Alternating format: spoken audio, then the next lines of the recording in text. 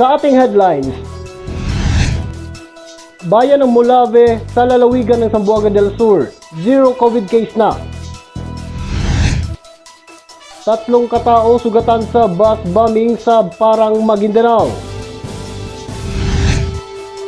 At Zamboanga City nakiisa sa pagunita ng Earth Day 2022. Maayong adlaw Pilipinas. Ngayon ay araw ng Martes, Abril 26, 2022. Ako si Eric Bachiller. Narito na ang mga balitang nakalap ng ating mga Eagle News correspondent dito sa iba't ibang dako ng Mindanao.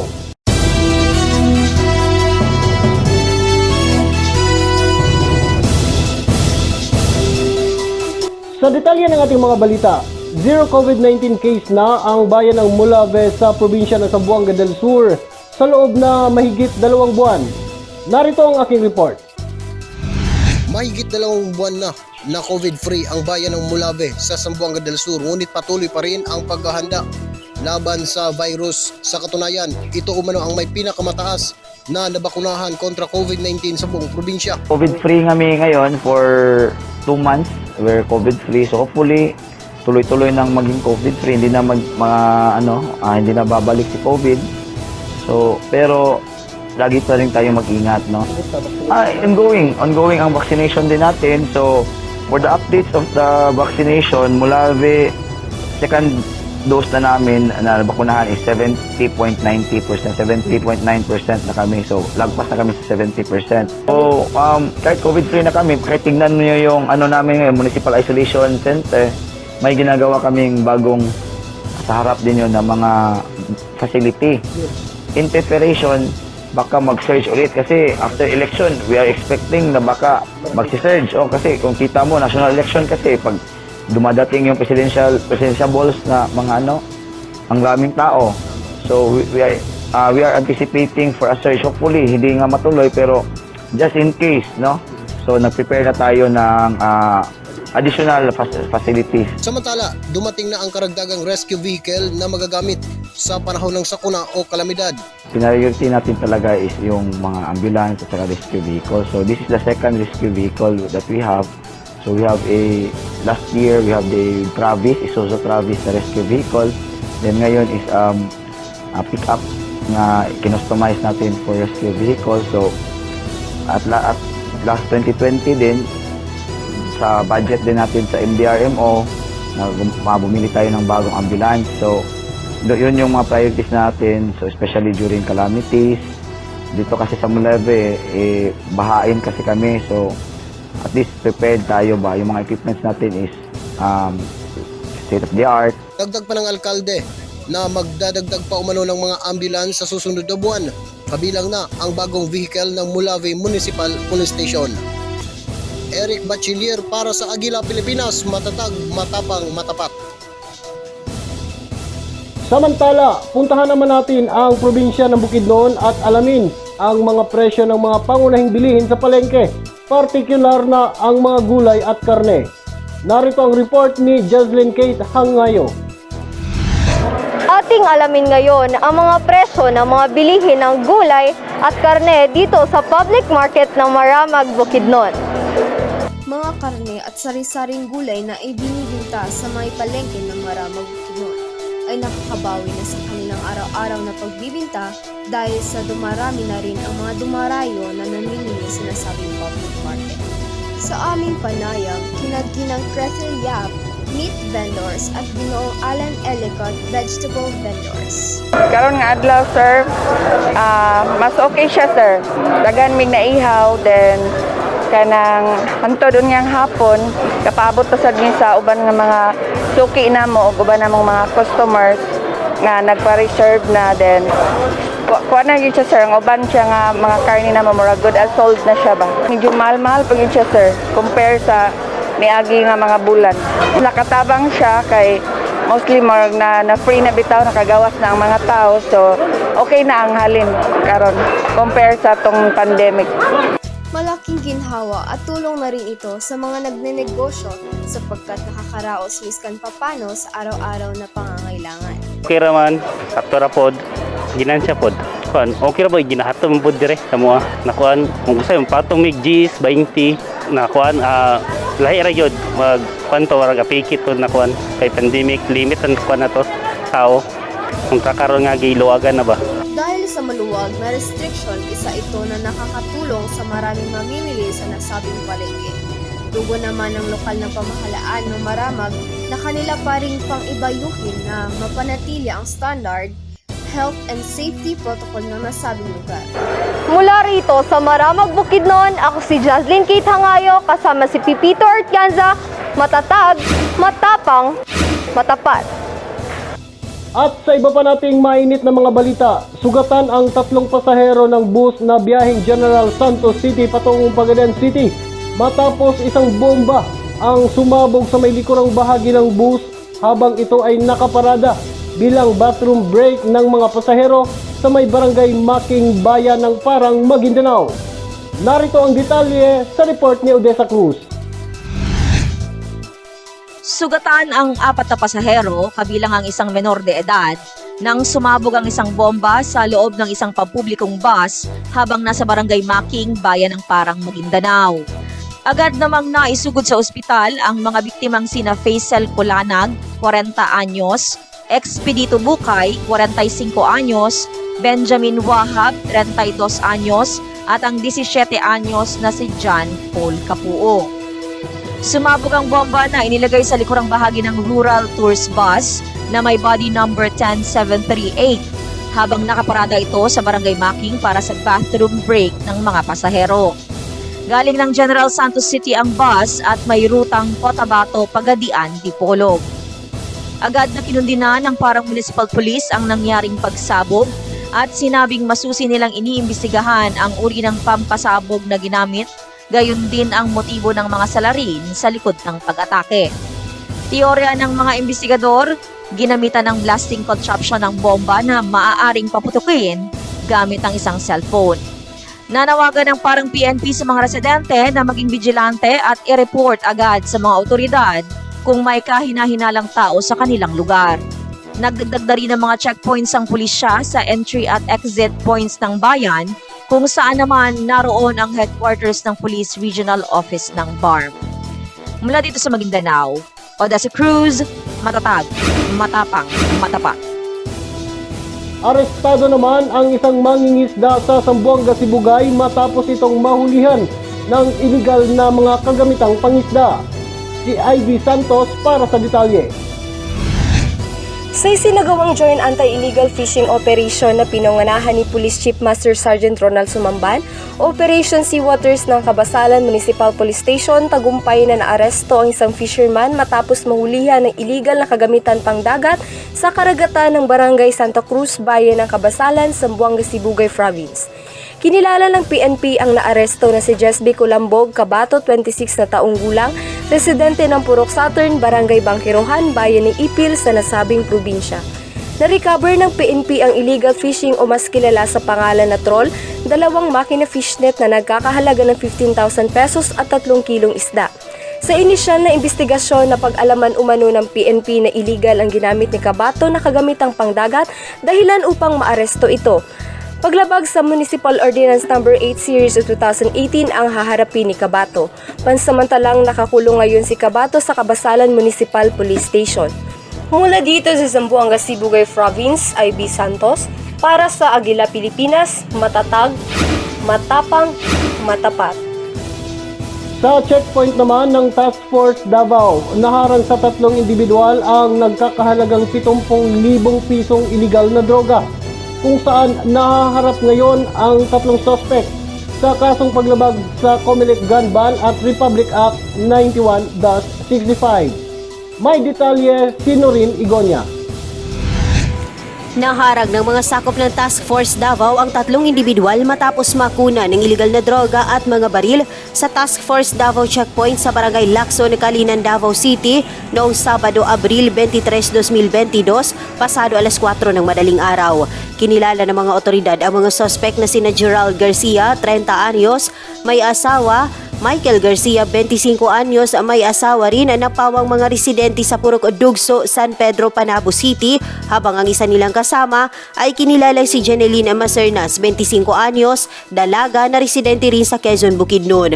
Ayon sa investigasyon, sakay sa isang prime mover truck ang tatlo nang harangin ng mga sundalo upang ipatupad ang mandatory inspection, ngunit nadiskubreng nagdala ito ng shabu, marijuana at baril. Nakumpiska mula sa kanilang posisyon ang 11 pakete ng hinihinalang shabu na may bigat na 4.01 grams na aabot sa 70,000 pesos ang street value. Isang pakete ng hinihinalang marijuana na may timbang na 1.21 grams na aabot sa 500 pesos ang street value. Isang 357 revolver, isang 9mm pistol, cellphones at mga drug paraphernalia. Sa ngayon, nasa kustodiyan na ng Kalinan Police Station ang mga suspect na haharap sa kasong paglabag sa COMELEC Gun Ban at Republic Act 9165 o Comprehensive Dangerous Drugs Act of 2002. Mula rito sa Davao City, ako si Noreen Igonia, matatag, matapang, matapat. Isang lalaki naman sa Dipolog City ang naaresto ng mga tauhan ng pulisya dahil sa pagtutulak ng shabu. Si Roosevelt Mondinido para sa detalye. Arestado ang isang suspek na nagtutulak umano ng ipinagbabawal na gamot sa sinagawang joint drug buy-bust operation ng mga intelligence operatives sa Dipolog City Police Station na pinangungunahan ni Police Lieutenant Berjan Chanok, Intelligence Officer. Ilalim din sa supervision ni Police Lieutenant Colonel Edwin De Verson, Acting Chief of Police, kasama ang Zamboanga del Norte Provincial Drug Enforcement Unit, Zamboanga del Norte 1st Provincial Mobile Force Company, Regional Mobile Force Battalion 9 at sa koordinasyon ng Zamboanga del Norte Philippine Drug Enforcement Agency. Bandang alas 3:30 ng hapon sa may Barangay Minahog, Dipolog City. Kinilala ang suspect na si Albert Odayha Gomez, 42 anyos, may kalib-in partner, habal-habal driver at residente sa nasabing barangay. Nakumpiska mula sa posisyon ni Albert ang isang malalaki at 4 na maliit na pakete ng pinaniniwalaang shabu. Isang maliliit na pakete ng shabu na binili ng pusher buyer mula ni Albert as buy-bust evidence. 500 piso bill served as buy-bust money, 355 pesos sa magkaibang denominasyon as proceeds money, isang open transparent plastic cellophane as container ng shabu at isang disposable face mask. Dinala sa Provincial Crime Laboratory Office si Albert para sa drug testing. Kasali na ang nakumpiskang drug items para sa chemical examination. Samantalang nasa kustodiya na ng Dipolog City Police Station ang arestadong suspect at naharap na sa kasong paglabag sa Republic Act 9165 o Comprehensive Dangerous Drugs Act of 2002. Mula rito sa Dipolog City, Zamboanga del Norte, Roosevelt Mondinido, matatag, matapang, matapat. Samantala, na-rescue ng militar ang isang biktima ng human trafficking sa probinsya ng Tawi-Tawi. Si Francis Marquez para sa detalye. Matagumpay na na-rescue ng mga tauhan ng Naval Forces Western Mindanao o NAVFORWEM ang 16 katao sa isinagawang Joint Law Enforcement Operation sa pantalan ng Bungaw, lalawigan ng Tawi-Tawi. Sakay sa isang commercial vessel papunta sana sa Sabah, Malaysia ang mga ito sa pamamagitan ng Philippines Backdoor mula sa bahagi ng Basilan, Sulu at Tawi-Tawi. Lalabas sana ng bansa ang mga ito para magtrabaho, kaya lang baka madisgrasya sila dahil wala umanong mga papeles. Ang mga na-rescue na biktima ay dinala agad sa Tawi-Tawi Maritime Police Station for proper documentation and appropriate disposition, habang pinapalo up ang operasyon para mahuli ang mga illegal recruiters. Mula dito sa Zamboanga City, Francis Marquez, matatag, matapang, matapat. Lalo namang hinigpitan pa ang pagpapatupad ng mga otoridad ng COMELEC Gun Ban sa Region 10 ngayong ilang linggo na lang ay araw na ng halalan. Layunin nitong lubos na mabantayan ang seguridad sa lugar laban sa mga bandido. May detalye si Richard de la Cruz. Para maiwasan ang mga kaso ng pamamaril sa panahon ng halalan, lalong tinutukan ng Regional Mobile Force Battalion ang pagpapatupad ng Kumilik Gun Ban Checkpoint. Nandito tayo ngayon sa Regional Border Control Checkpoint sa boundary of Davao and Bukid. And in-inspection natin yung tropa natin, yung kakayahan nila, yung moral, at nire-remind natin sila na mapanatili natin ang kapayapaan, especially yung parating ng eleksyon. And nire-remind natin sila na maging apolitikal at walang kakampiang mga politiko. Ganoon din ang pagtugi sa mga bandidong NPA sa iba't ibang lugar sa Northern Mindanao. Umaas ang pulisya na ma-address nila ang marching order ng Pangulong Duterte dahil sa mga ginagawang educational campaign kontra terorismo. Para sa Agila Pilipinas, Richard de la Cruz, matatag, matapang, matapat. Sa iba pa nating mga balita, pinatatag ng ehensya ng TESDA ang ugnayan sa pagitan ng pamalaan at pribadong kumpanya sa probinsya ng Misamis Oriental. May detalye si Laura Pubadora. Pinatatag ng Technical Education and Skills Development Authority sa Region 10 ang partnership sa pagitan ng mga ahensya ng pamahalaan at pribadong kumpanya sa Misamis Oriental para lalo pang matulungan ang mga mag-aaral. Ipinahayag ni Deputy Director General Anicito de la Rosa Bertiz III for Partnership and Linkages ang layunin ng enterprise-based training at hinimok ang mga pribadong kumpanya na makipagtulungan sa programa. Kasagutan nito sa job skills mismatch sa bansa. Aktibidad na dinaluhan ng 58th Infantry Battalion, mga pribadong kumpanya, mga TESDA technical institutions at iba pa. Layunin ng EBT na magtulungan ang pribado at publikong mga partner para mabigyan ang mga mag-aaral ng kasanayang mag-uugnay sa kanilang trabaho kung saan direkta na matugunan ang kahilingan sa bawat industriya. Nagtakda ang programa ng kasiguruhan sa mga adhikain ng Technical Vocational Education and Training na mabigyan ng matatag na hanapbuhay ang mga mag-aaral sa pamamagitan ng pagpapaunlad sa kasanayan na makagawa ng dekalidad na mga produkto sa mga lokal na industriya sa buong rehiyon. Mula dito sa Hingog City, Misamis Oriental, Laura Pubadora para sa Agila, Pilipinas, matatag, matapang, matapat. Iba't ibang mga programa naman ng pulisya sa Hingog City, Misamis Oriental ang patuloy na ipinagkakaloob sa mga residente sa lugar. Nagbabalik si Laura Pobadora para sa detalye. Pinaigting ang serbisyong pulisya sa Hingog City, Misamis Oriental sa pangunguna ng Hingog City Police Station na pinanguluhan ni Police Lieutenant Colonel Mitchell C. Clemencio ang officer in charge. Sa ilalim ng supervision ni Police Colonel Raniel M. Balonis ang Provincial Director. Naglunsad sila ng red teaming sa iba't ibang dako sa lungsod, kasama na ang police visibility para mabigyan ng proteksyon ang mga hinguugnon. Ipinatupad din nila ang Kumilik checkpoint para sa nalalapit na eleksyon sa May 9, 2022. Patuloy rin ang kampanya laban sa kriminalidad kung saan meron silang naaresto ng mga suspected criminal.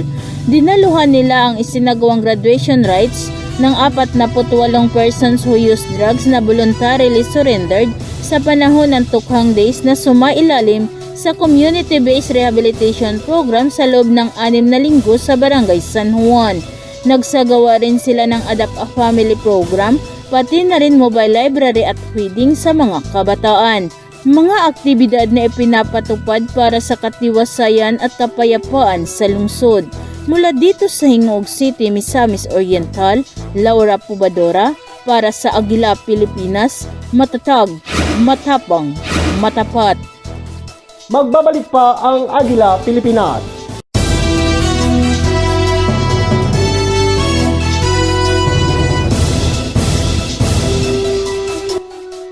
Sa pagpapatuloy ng ating mga balita, nakatanggap ng pagkilala ang pamalang lokal ng Cagayan de Oro City bilang awardee sa isinagawang 2022 Kaunlarang Pantao Award ng Commission on Population and Development Region 10 sa ilalim ng kategoryang Adolescent Health and Development o AHD. May detalye si Heidi Roa. Ipinagmamalaki ng lokal na pamahalaan ng Cagayan de Oro City ang tanggapan ng Community Improvement Division Adolescent Health and Development Program bilang isa sa mga awardees sa isinagawang 2022 Kaunlarang Pantao Award ng Commission on Population and Development Region 10 sa ilalim ng kategoryang Adolescent Health and Development. Ang Kaunlarang Pantao Award o Search for Outstanding Local Government Units in Advancing Population and Development Program during COVID-19 pandemic ay naglalayong parangalan ang mga pinakitang pagsisikap ng mga LGU sa pagsusulong ng iba't ibang advokasya sa Philippine Population and Development Program. Ang nabanggit na award ay personal na tinanggap ni na Mr. Rolando Botaslac, Population Program Officer 4 ng Community Improvement Division, Dr. Rachel D. Dilla, AHD Chairperson, at Mr. Michael Abrogar, Adolescent Health and Development Program Coordinator. Kaugnay nito, ang Community Improvement Division Adolescent Health and Development Program ang official entry ng lungsod para naman sa National Search sa darating na Hunyo 2022. Mula dito sa Cagayan de Oro City, Heidi Rawa para sa Agila, Pilipinas. Matatag, matapang, matapat. Nagsimula na ang ebaluasyon sa probinsya ng Bukidnon, partikular na sa Valencia City, upang malaman ang bibigyan ng parangal bilang Rivers for Life o Recognizing Individual Institutions Towards Vibrant and Enhanced River para sa taong 2021. May detalye si Jefferson Camancho.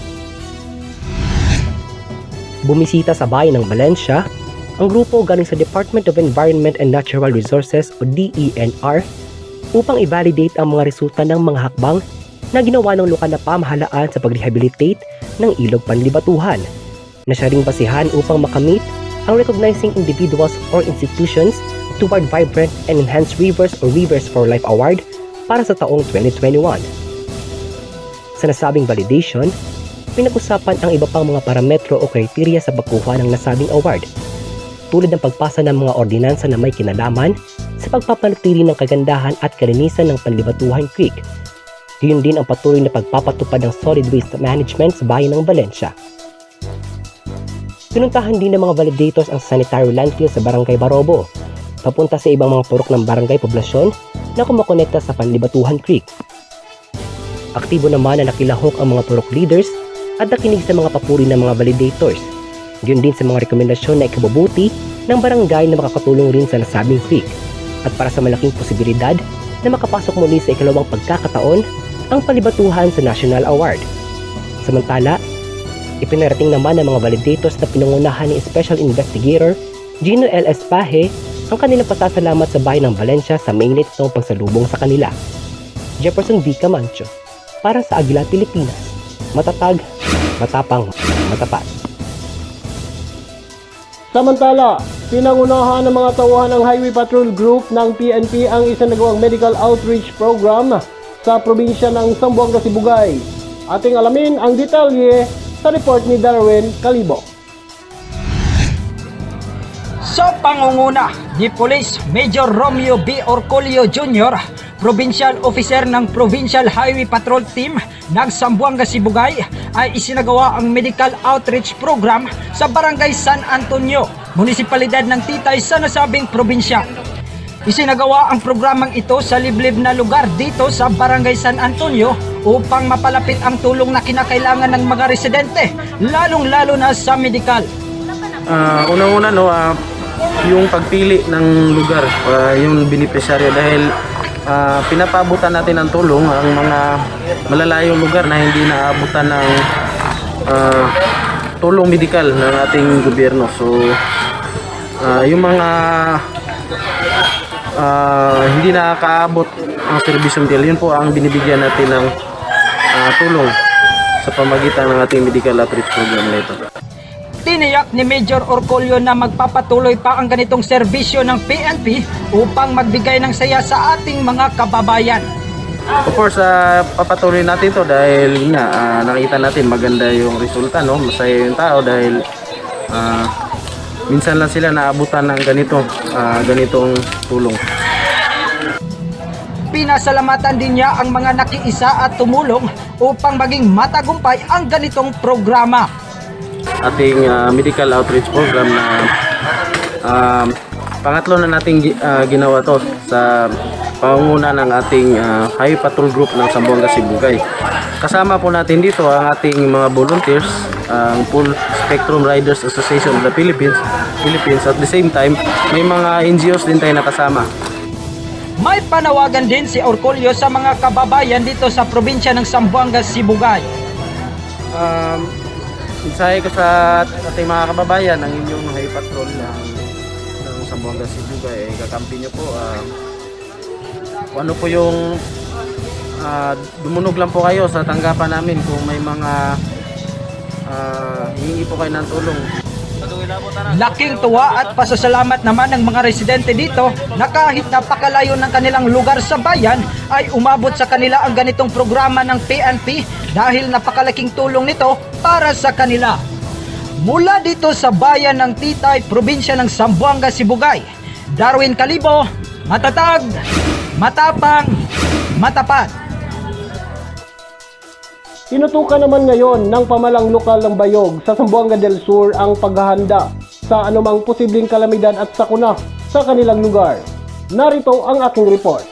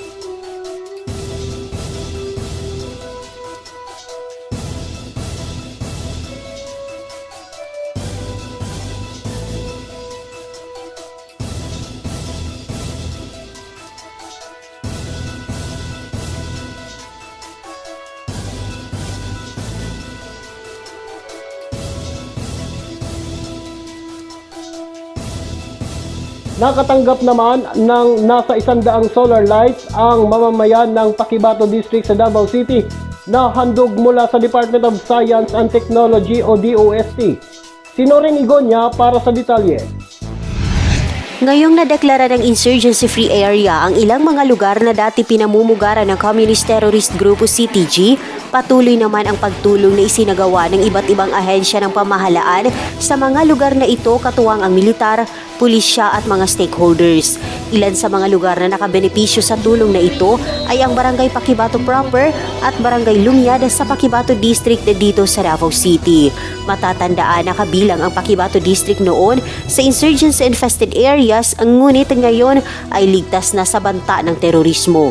Magliliwanag ang dati madilim na komunidad ng Siyam na Sitio sa Barangay Lumiad at Siyam na Sitio rin sa Barangay Paquibato proper. Ngayong natanggap na ng 100 benepisyaryo mula rito ang 100 solar lights mula sa Department of Science and Technology o DOST. Maliban dito, nakatanggap din sila ng 100 food packs at 50 breadfruits. Salamat kayo sa tabang nila nga naghatag sila o solar street light dinhi sa Cotabato proper o naapod sila yung mga breadfruit nga gipanghatag sa tuwang mga kalumaran. Dako kayo ng tabang dinhi sa mga barangay tungod kay kini isa kini nga nakita na mo nga doon na may pagtagad ng ato ang mga kamahanan, ato mga gobyerno nga dumala din sa Cotabato proper. Bahagi ito ng programa ng DOST na Community Empowerment Through Science and Technology o CEST. Layunin nitong matugunan ang pangangailangan ng mga komunidad na kabilang sa geographically isolated and disadvantaged area o GIDA, lalo na sa kanilang pangkabuhayan.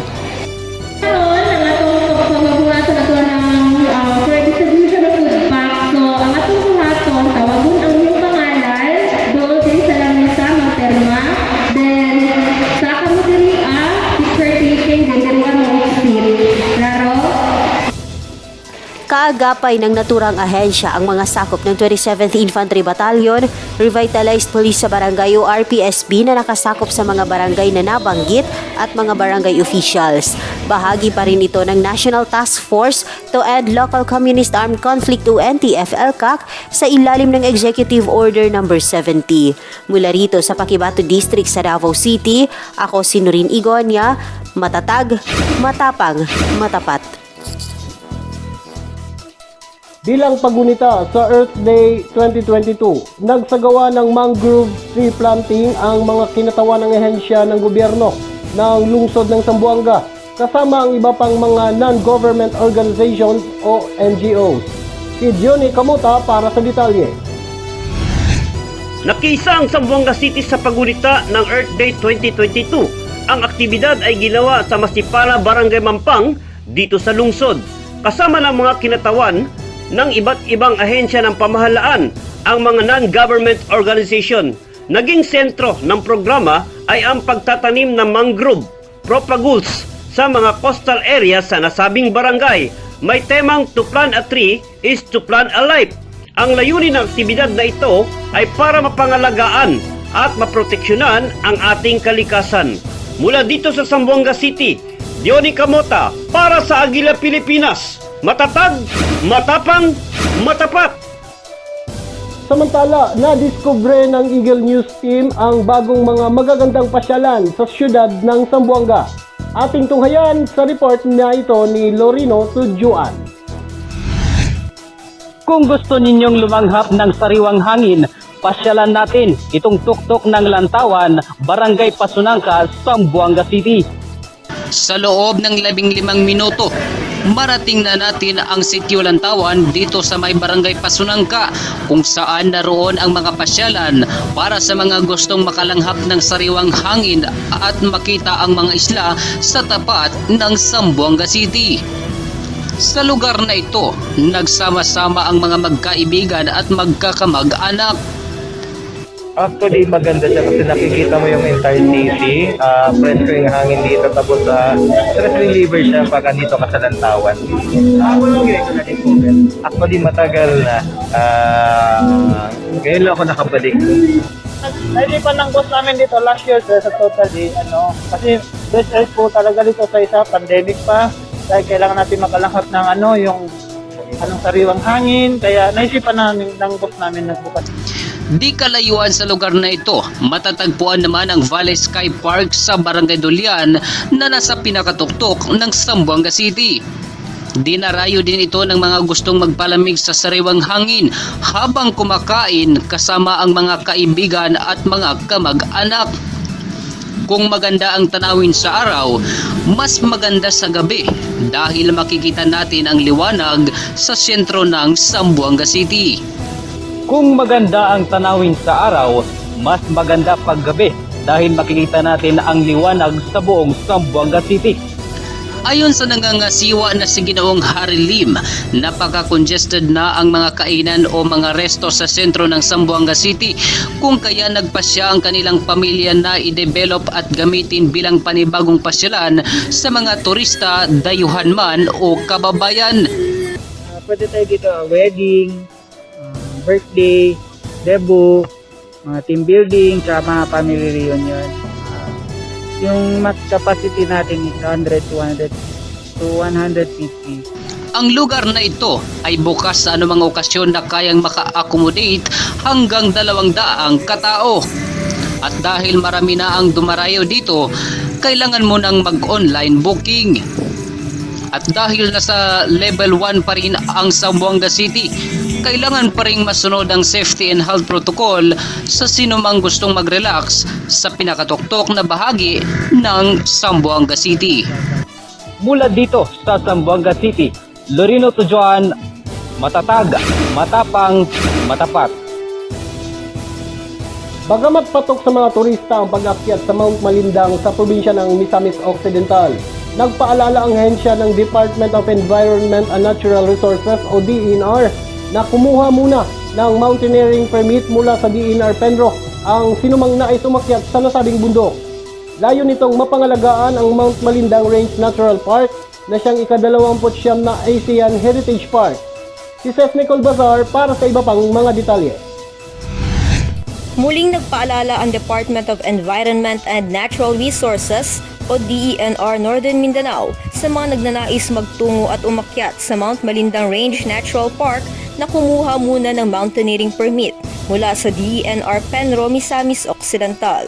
Kinakailangan din kumuha ng permit ang mga mamamasyal sa tourist destinations tulad ng Lake Duminagat at Piduan Falls sa bayan ng Don Victoriano at sa iba pang mga lugar na sakop ng protected area. Ang mga kukuha ng mountaineering permit sa MMRNP Protected Area Management Office ay kailangang magsumite ng letter of request, clearance mula sa Philippine Army, listahan ng mga pangalan ng mountaineers at visitors na may kasamang scanned valid ID, travel itinerary at bayad sa entrance fee. Ginawa ang nasabing hakbang upang mapangalagaan ang Mount Malindang Range Natural Park na siyang ika-29 na ASEAN Heritage Park. Ang Mount Malindang ay kilala sa pagkakaroon ng mayamang biodiversity at may malawak na water catchments patungo sa coastal zones ng Misamis Occidental. Ito rin ang nagsisilbing pananggalang ng lalawigan laban sa mga bagyo. Says Nicole Bazar, kasama si Jessivic Mira para sa Agila Pilipinas. Matatag, matapang, matapat. Atin namang puntahan ang tinaguriang Drinking Water Spring Resort na matatagpuan sa bayan ng Mahayag sa Zamboanga del Sur. Narito ang report ni Lovely May Onis. Ngayong summer season ay isa sa mga kinahiligan ng mga Pinoy ay ang magtampisaw sa malamig na tubig. Ngayon ay masasaksihan natin ang isa sa mga pinagmamalaki ng Zamboanga del Sur na Spring Resort.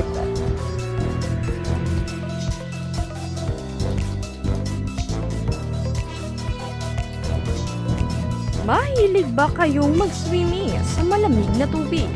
Pasyalan natin ngayon ang isa sa mga dinarayo na Spring Resort sa Zamboanga del Sur, sa bayan ng Mahayag.